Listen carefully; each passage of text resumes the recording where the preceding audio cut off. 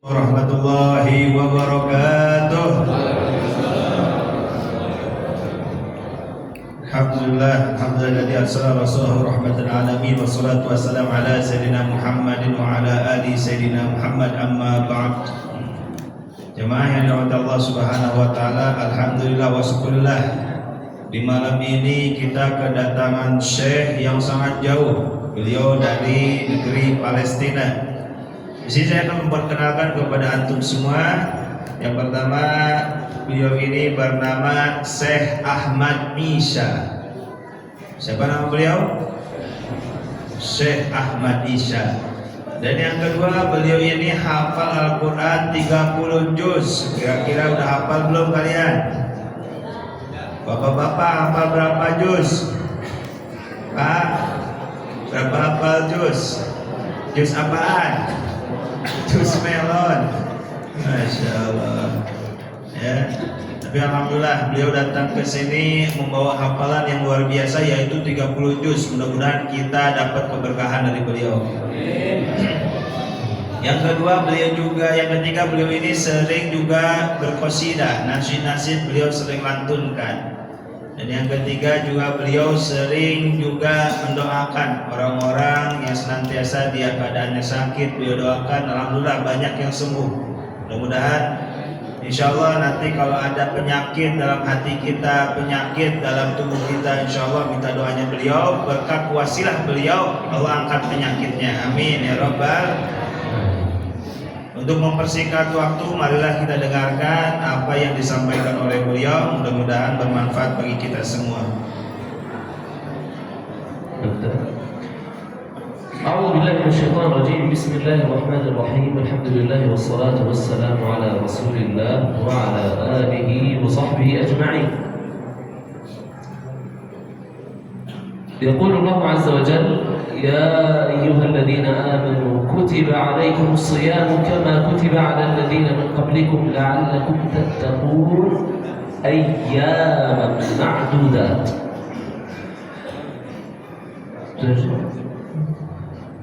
Dijelaskan di dalam Al-Quran, Allah Subhanahu wa Ta'ala memerintahkan kepada kita untuk senantiasa kita wajib berpuasa di bulan Ramadan, karena kewajiban ini hanya ma'dudat, hanya Allah perintahkan saja di bulan Ramadan.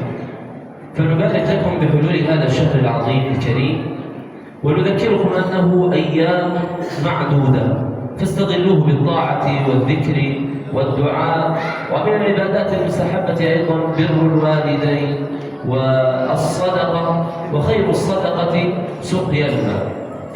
Beliau sampaikan kepada kita, ini bulan Ramadan ini cuma 1 tahun sekali, maka kita jadikan kesempatan ini untuk beramal baik kepada Allah Subhanahu wa Ta'ala. Perbanyak beribadah, perbanyak ngaji. Kira-kira udah nyampe berapa ngajinya nih anak-anak? Ngaji nggak? Harus ngaji, karena kesempatan ini hanya 1 tahun sekali Allah berikan kepada umat Islam. Makanya berkahilah Ramadan ini dengan amal-amal yang baik, terutama kata beliau menyampaikan, perbanyaklah kita ini memberikan sesuatu, yaitu berupa air kepada orang-orang yang sedang berpuasa. وهذا التفضيل الذي نص الله عز وجل في القرآن عليه هو تفضيل زماني، كما أن الله عز وجل نص على تفضيل مكاني، ألا وهو قول الله عز وجل: سبحان الذي أسرى بعبده ليلا من المسجد الحرام إلى المسجد الأقصى. فتخيل أنك تجمع بين أمرين: فضل الزمان المكاني وفضل صدقتك لأهل فلسطين وأهل غزة. Beliau sampaikan, maksudnya apa sih kita ini memberikan air kepada orang-orang muslimin, karena di Gaza ibadah Allah saat ini sedang membutuhkan daripada bantuan air. Sebagaimana beliau katakan, Allah Subhanahu wa Ta'ala memerintahkan kepada kita harus mengingat, Subhanalladzi asra bi 'abdihi lailan minal masjidil haram ilal masjidil aqsa. Maha suci Allah yang telah mengisrakan seorang hambanya dari Mekah Al-Mukarramah, dari Masjidil Haram ilal Masjidil Aqsa, ke Masjidil Aqsa. Maka di Masjidil Aqsa ini kita bantu ibadah Allah, karena Nabi menyampaikan kepada kita, hidupilah daripada negeri-negeri Palestina dengan zaitun. Maksudnya apa dengan zaitun? Terangilah mereka dengan memberikan kita bantuan kepada mereka, khususnya di bulan Ramadan kita salurkan bantuan dengan memberikan air kepada mereka. فالمسجد الأقصى هو أولى القبلتين وثاني المسجدين وثالث الحرمين الشريفين، وبني بعد المسجد الحرام في مكة ب40 سنة. ولأهمية هذه المنطقة قال النبي صلى الله عليه وسلم أن هذا المسجد الأقصى له بركة فيه ومن حوله، بقول الله عز وجل: سبحان الذي أسرى بعبده ليلا من المسجد الأقصى من المسجد الحرام إلى المسجد الأقصى الذي باركنا حوله. Ibadah Allah, beliau menyampaikan kenapa bisa disebut negeri Palestina ini banyak keberkahan. Yang pertama adalah ulal kiblatain, menjadi kiblat pertamanya umat Islam adalah Masjidil Aqsa. Maka kita jangan lupakan ibadah Allah. Ibadah Allah, siapa yang akan menjamin, siapa yang akan siap menjaga kalau kita mengabaikan daripada Masjidil Aqsa menjadi kiblat pertamanya umat Islam, kita abaikan, siapa yang akan menjamin? Kedua, yaitu Masjidil Haram, kiblat kedua umat Islam, siapa yang akan menjamin ibadah Allah? Kemarin kita melihat ada perempuan gak pakai hijab, mereka masuk ke dalam Madinah, muter-muter ibadah Allah, itu orang kafir. Siapa yang menjamin ibadah Allah? Makanya ulal kiblatan, kita jaga kiblat pertama kita, jangan sampai dihancurkan. Karena Israel menganggap kita akan juga merebut Saudi ibadah Allah. Maka hati-hati, kalau kita mengabaikan daripada Masjidil Aqsa, maka korban kedua adalah Masjidil Haram. Yang kedua ibadah Allah, ada pertanyaan dalam sahabat bertanya kepada Nabi, ya Nabi Allah, kam bainahuma. Jadi dulu ada sahabat bertanya kepada Nabi tentang Masjidil Aqsa dan Masjidil Haram. Nabi mengatakan Masjidil Haram adalah awal pertama kali yang meletakkan masjid di bumi ini adalah Masjidil Haram. Tsumma ya Rasulullah, kemudian apa? Kemudian Masjidil Aqsa. Berapa keduanya? Yaitu 40 tahun. Jadi setelah terbangunnya Masjidil Haram, kemudian terbangun Masjidil Aqsa. Dan yang ketiga yaitu Salis Haramain, yaitu yang paling agungnya. 3 masjid di dunia, 3 masjid di seluruh alam semesta ini adalah Masjidil Aqsa. Yang pertama adalah Masjidil Haram, yang kedua Masjid Nabawi, dan yang ketiga adalah Masjidil Aqsa. ثم قال الذي باركنا حوله، فعمت هذه البركة أهل غزة. هذه الثلة المجاهدة الصابرة التي كتب الله عز وجل لهم الجهاد في سبيل الله عز وجل بأنفسهم وأموالهم ودمائهم وبيوتهم ومساجدهم وجامعاتهم ومستشفياتهم.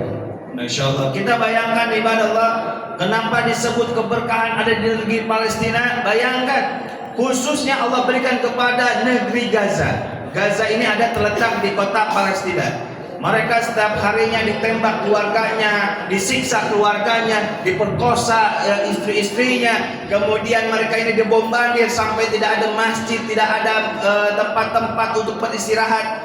Tapi akal mereka sehat ibadah Allah. Akal mereka kuat untuk meneguhkan, untuk menguatkan ajaran Allah di negeri Palestina ibadah Allah.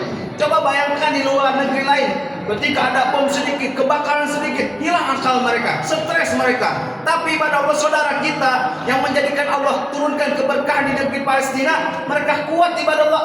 Nahan makannya, nahan minumnya, nahan segala kesabarannya, mereka kuat ibadah Allah. Karena Allah meletakkan keberkahan di negeri Palestina itu ibadah Allah. هذه الحرب التي شنتها بنو صهيون على أهل غزة هي ليست أول حرب ولا آخر حرب، إلا أنه في هذه الأيام تغير المنهاج كاملا بينهم وبين أهل غزة.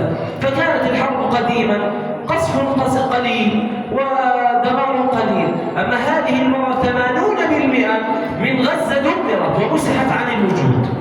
Dulu ibadah Allah, Israel hanya membom hanya sebagian gedung-gedung saja ibadah Allah. Tapi sampai saat ini ibadah Allah, beliau katakan 80 ya dari 100% terbongkar, hancurlah bangunan ibadah Allah. Sisa hanya 20% di kota Rafah, itu juga disisakan ibadah Allah. Karena ibadah Allah sampai saat ini genjatan senjata yang dilakukan oleh Israel, pendusta, pembohong. Kemarin kita melihat di media Alhamdulillah Palestina sudah merdeka, kita bangga ibadah Allah. Palestina sudah tidak lagi digencatkan senjata oleh Israel, alhamdulillah kita bangga. Tapi kemarin kita melihat ibadah Allah, ada orang lagi jalan ditembak kepalanya, ada orang lagi pakai mobil dibom mobilnya. Ini luar biasa, pendusta, mereka pembohong. Maka kita ibadah Allah tetap berjuang, walaupun mereka pendusta, mereka pembohong, tetap kita bantu kaum muslimin kita untuk memperjuangkan negaranya, yaitu negara Palestina. Karena di negeri Palestina ini ada Masjidil Aqsa, menjadi kiblat pertamanya umat Islam, maka menjadi tanggung jawab semua umat Islam yang ada di seluruh dunia. Takbir. وبلغ عدد الشهداء في أهل غزة أكثر من 50,000 شهيد، وبلغ عدد الجرحى أكثر من 110,000 جريح. فتخيلوا أن منهم من قطعت يده أو ساقه أو قطعت عينه. Semua pada dari ibadah Allah. Kemudian beliau menceritakan bahwa sampai saat ini banyak 50.000 orang yang sudah mati syahid ibadah Allah. Sebagian itu ada yang terluka. Bahkan ibadah Allah ketika menjadi tawanan itu banyak orang-orang Palestina dicokel matanya ibadah Allah. Kemudian dipotong tangannya. Kemudian tidak dikasih makan selama 4 bulan ibadah Allah. Bahkan diceritakan di dalam media, ada salah satu yang dibebaskan dari tawanan Israel, orang Palestina.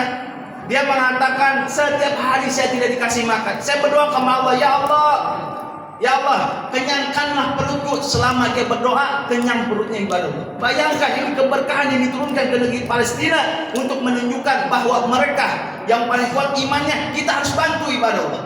Karena ketika kita membantu kepada kaum muslimin yang lainnya, semata-mata menjadikan kekuatan iman kita kepada Allah Subhanahu wa taala.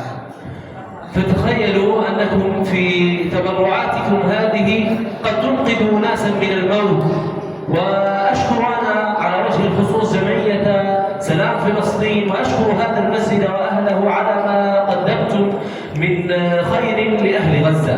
وأذكركم أنكم أنتم الذين بنيتم مسجدا، بنيتم مستشفى في غزة، مستشفى الأندونيسي في شمال قطاع غزة.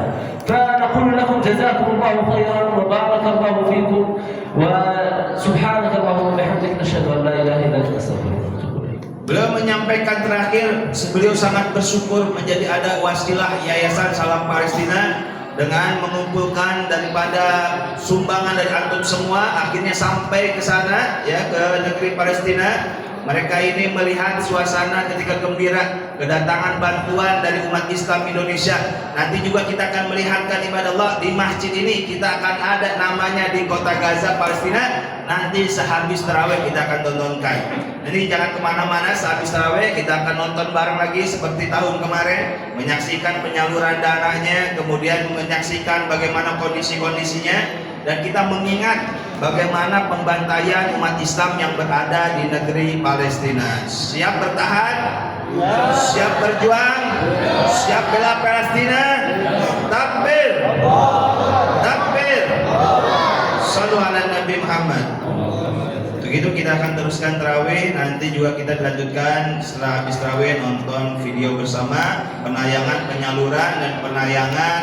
Kita akan juga melihat, mengingat kondisi-kondisi yang ada di negeri Palestina. Ya, begitu, marilah kita siap-siap untuk sholat tarawih bersama-sama. Assalamualaikum warahmatullahi wabarakatuh.